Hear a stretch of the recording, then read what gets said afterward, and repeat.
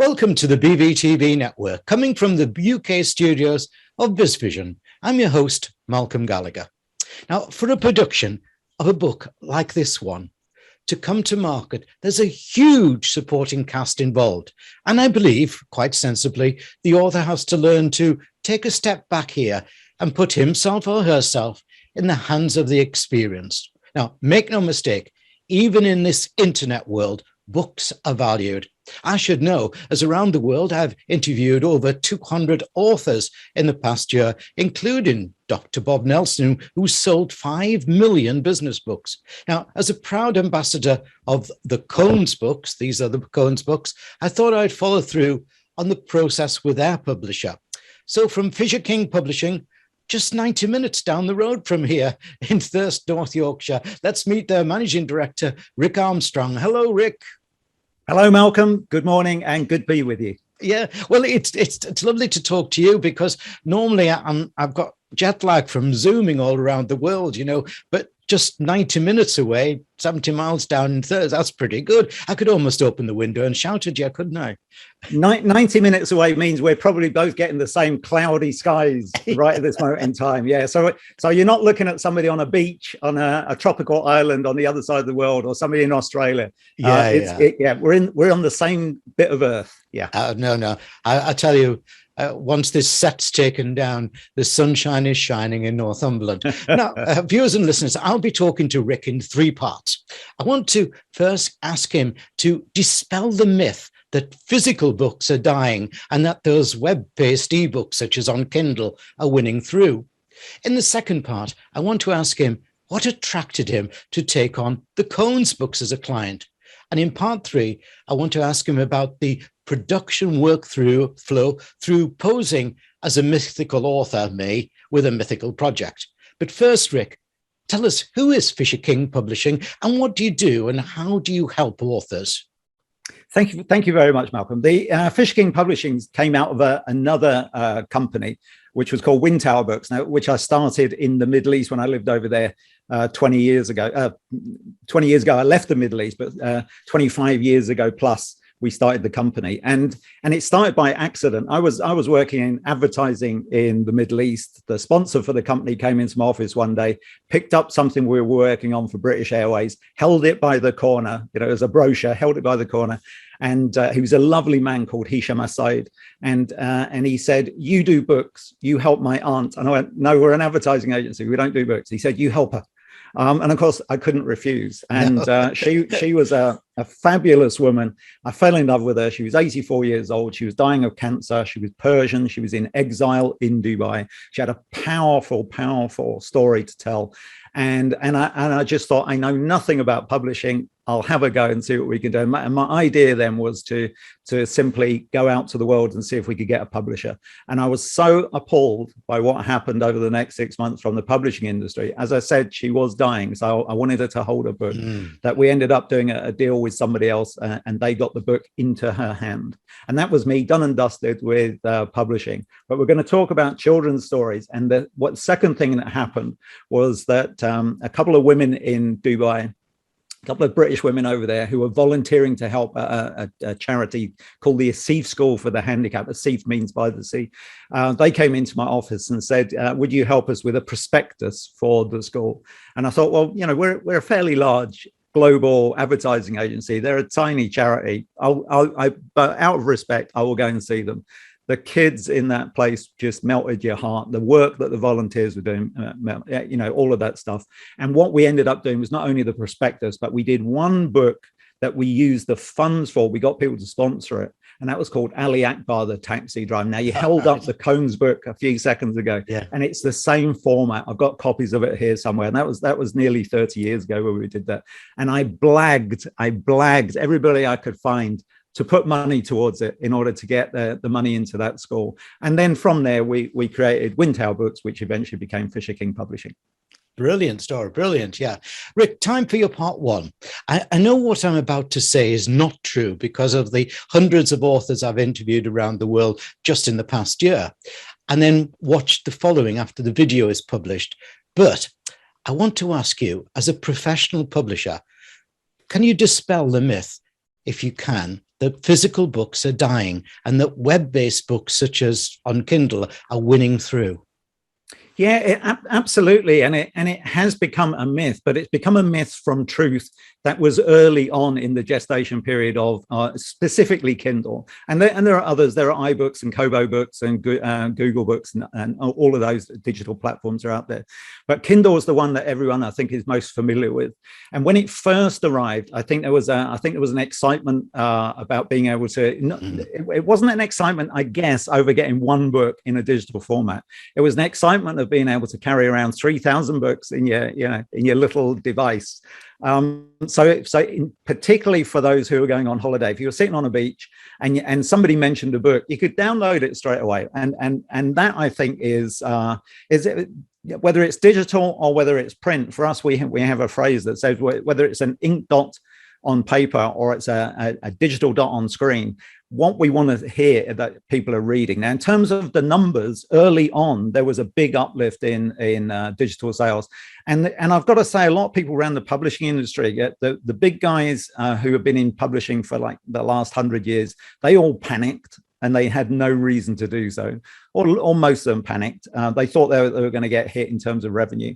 And then what happened was a lot of people moved onto the Kindle platform. What we now know is that a lot of people who, if they buy a print version, they might buy the Kindle version as well. So that means that's kept possibly digital figures higher than they would have been because people are buying both. Do you know what I mean? It's print and they buy digital, or they buy digital, they like it, they get the print book.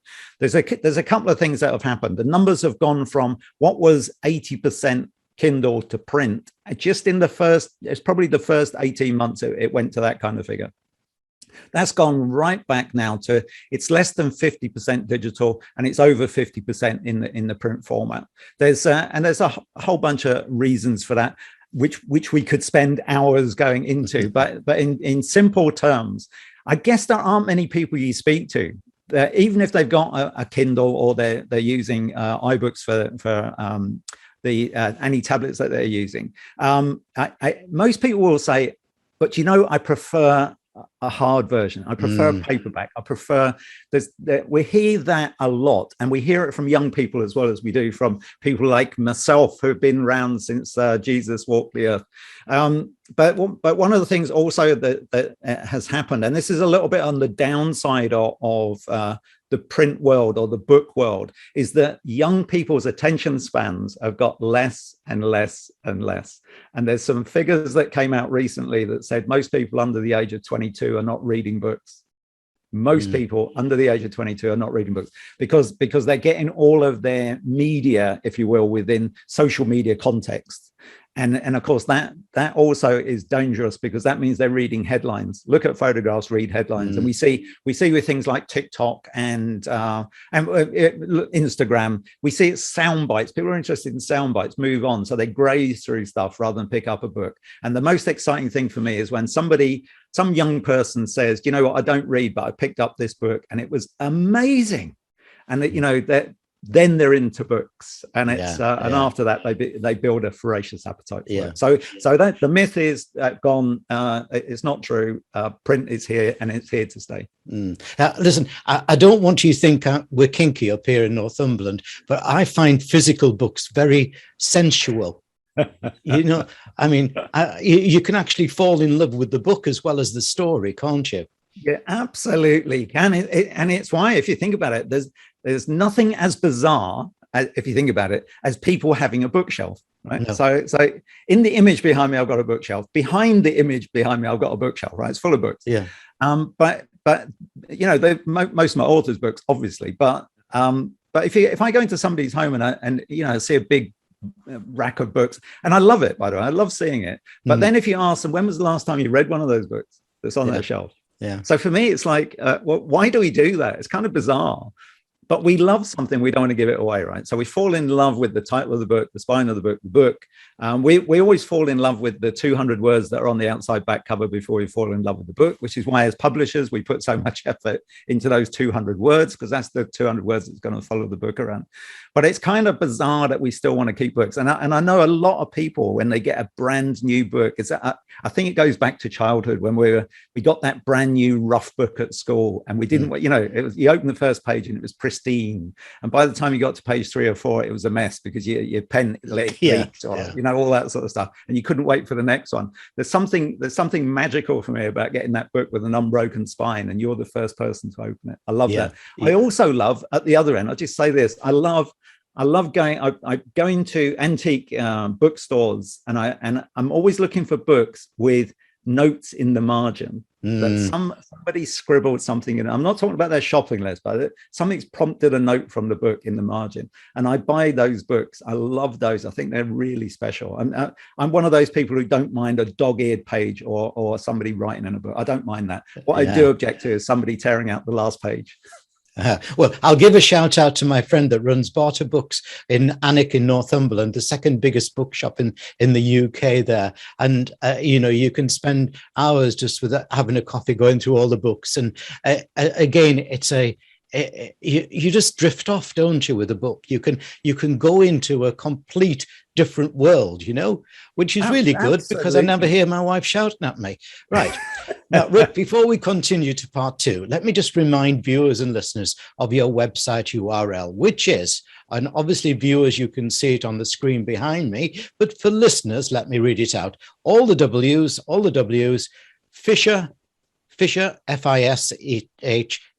Fisher King publishing.co.uk. All the W's, Fisher King publishing.co.uk. Now, I must give a plug to the brilliant Cones books written by Chris Madeley. And now I've got this one here that you can see. You can see the green power. I love this one. It's about green power there. And I love this one about the visit to Leeds Children's Hospital. It'd be slightly difficult for you to see because viewers and listeners, this is a green screen and it's got green on the front of the book, but never mind. Don't think it's just magically printed by Rick and his team.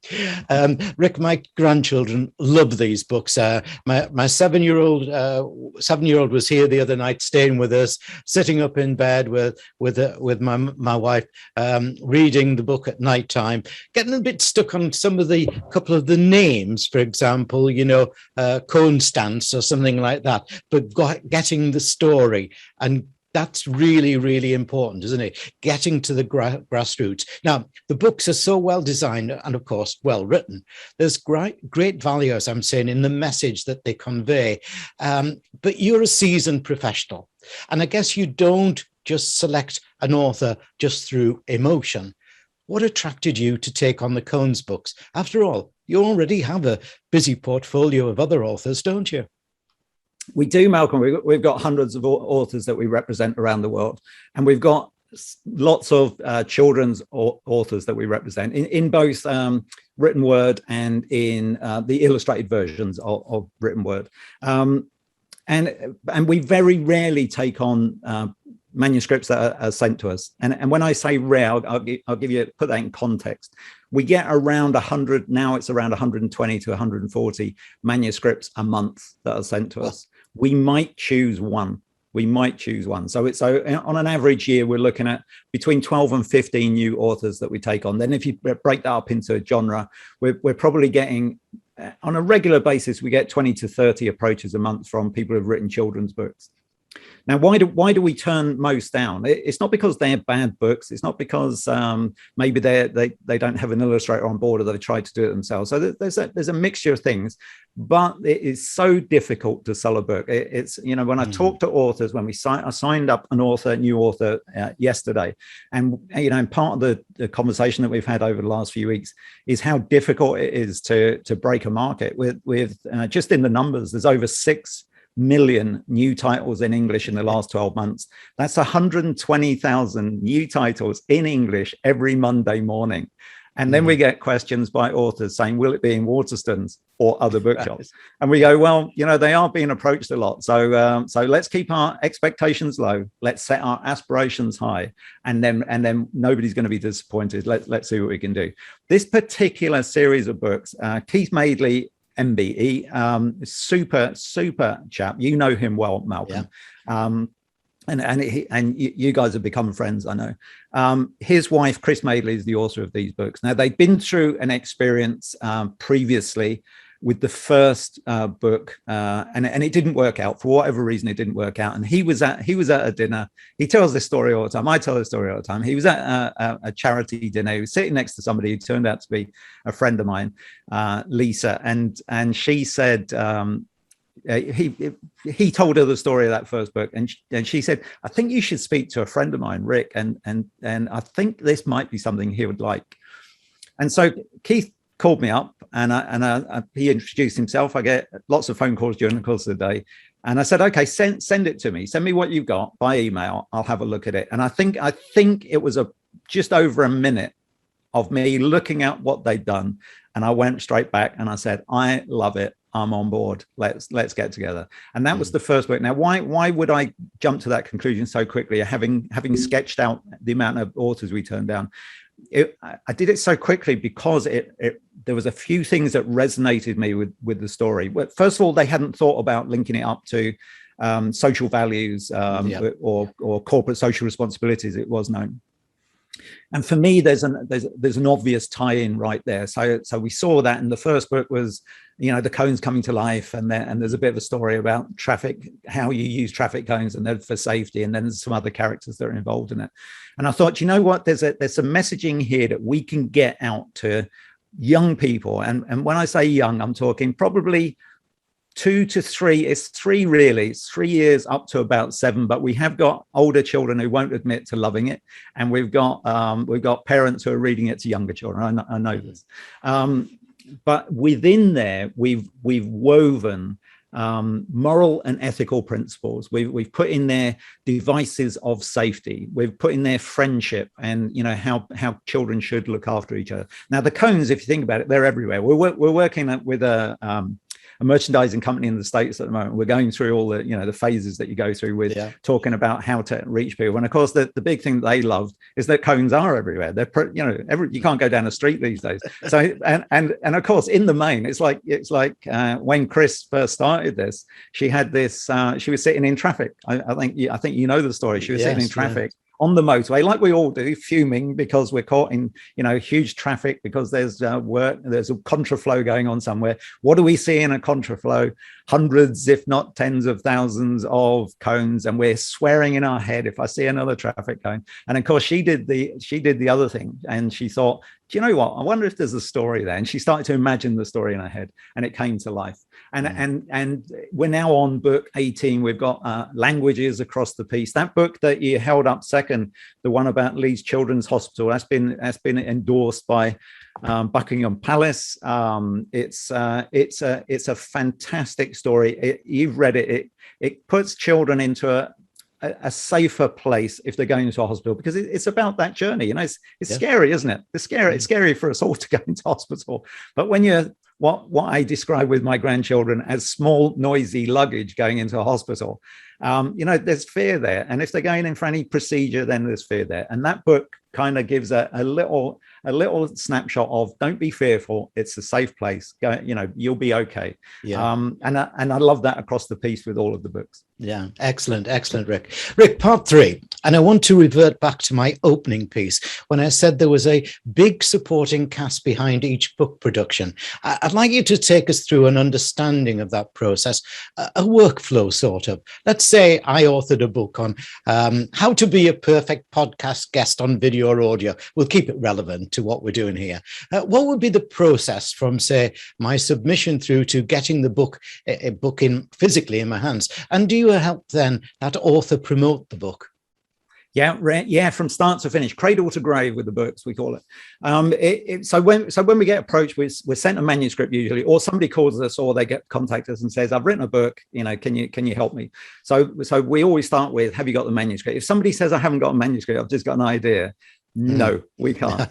Write your book, and then we start there. So, but I get a lot of phone calls from people saying, "I've got an idea for a book. I wonder if you can help." No, but if you sent me a manuscript, the first thing I would want to know, is it edited? Is it the final version? Because it's not necessarily the case. It could be a first draft that somebody's got, and we don't mind that as well. Sometimes we say don't try and edit it yourself, because you might be too close to it. So it's much better for you, the writer, to step back from that. And even a consummate presenter like yourself, Malcolm, it's always good, to get somebody else to second check and just have a look at it.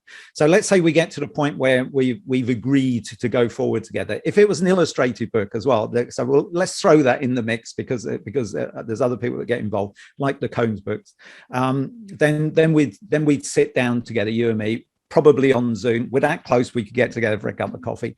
We just chat through the process. So I will go through everything from there. Who's involved with it? Well, we could have editors. We've got a fantastic fleet of editors. Most people these days, we've worked on the principle from the early days of publishing, where we had warehouses full of books, large print runs. Now we've got print on demand, so we don't have to have the warehousing. Editorial, we don't have in-house. We have a little bit of it, but all of our editors are outsourced. So we put the author together with an editor if it's necessary. Sometimes, more often than not, it's just a proofreader they need somebody just to check through the text. Then the next stage after that is we produce the PDF version as the book is going to be seen. Now, before we get to the illustrator bit, the PDF will come and it'll have illustration here. It will just say that in a formal word. Yeah. So we start to sketch it out. If it was predominantly an illustrated book like the Cones, what Darcy Cash and Emily Vaughan, who are two of our main illustrators for those books, what they would do is they produce a storyboard of the images. Now, they would take Chris Madeley's story. Chris has already done all her research. We'll have a bank of photography and imagery, usually if there's a company involved. Like Persimmon Homes we're working on at the moment. So Persimmon are going to put a book in every house that they build for children, just to talk through the process of building a house, basically, but all the other safety features that are around it. So we would have a storyboard that would come back to us. The author again we start to get input. Does that work with the words? We lay the words on. So there's lots going on, and we still haven't got a book yet. All we're doing is laying up the book for the illustrators to then complete the work. So everything's in wireframes. The illustrations will be close to finished, but they won't be colored in yet. And for obvious reasons, because there might be some dramatic changes that are needed to it, or pages moved around, words changed, things like that. So once we get to a final, we'd send that to you, Malcolm, and we'd say, okay, here we are, we're good to go. Check through it. This is the always skating on ice, because I don't know how many times I say, check through it, get somebody else to check through it. And then you're going to tell me it's good to go. If it's good to go at that point, we're going. And I keep saying check through it because of the number of typos that are found after something is published is profound. And I don't care whether it's the big boys in probably Random House, or it's ourselves, all the independent publishing houses. It happens to most books, and people people are forgiving these days, but it still happens. So it's check. What's that thing that joiners say? Measure twice, cut once. Yes. That's what we want to be doing with this. Check the words, make sure it's right. Then the next bit is the publishing bit. So the next bit is we get it out into the worldwide market. And these days, that's every country on earth within about 14 days of us assigning the ISBN number and physically producing the book. It's available worldwide. So if somebody wants to buy one copy in New York, they can go on to any of the online retailers, or they could walk into a bookshop. You could walk into Barnes and Noble in Manhattan and say, have you got this book by Malcolm Gallagher? They'd look it up on the system and they say, we can get that for you, and it'll be here in X, and they'll tell you, or you can go online and order it. So the bit that's all speeded up now is that print bit in the middle, whereas previously, as I said, we had warehouses. We used to do 5,000 and 10,000 print runs, and that was a bad day if I found a typo in one of those. Malcolm, yes, I know. Listen, I must just quickly tell you a little story of a friend, client, I was a former client, Prue Leith. You've probably seen Prue Leith on the know of her well. She'd written a book, a first ever novel, and it was based around salmon fishing at Berwick upon Tweed, which you will know is just north upon on me there. And she said, I checked it, Malcolm, backwards, checked it upside down, just like you were saying. And then she said, blow me, as soon as it released, somebody said to me, well, it's wrong because you can't fish on a Sunday on the north side of the river. It is exactly like that, isn't it? It's exactly like that. Yeah. Rick, thank you for this great interview. Thank you for all you've done for the Cohen's books, and especially thank you for reassuring me that I'll still, for many years to come, be able to hold lovingly a physical book. When you and I are in our care home together, I promise you books will be coming through the letterbox to us. You're an absolute delight, Malcolm. Thank you very much for this. I've enjoyed it. I've enjoyed your company.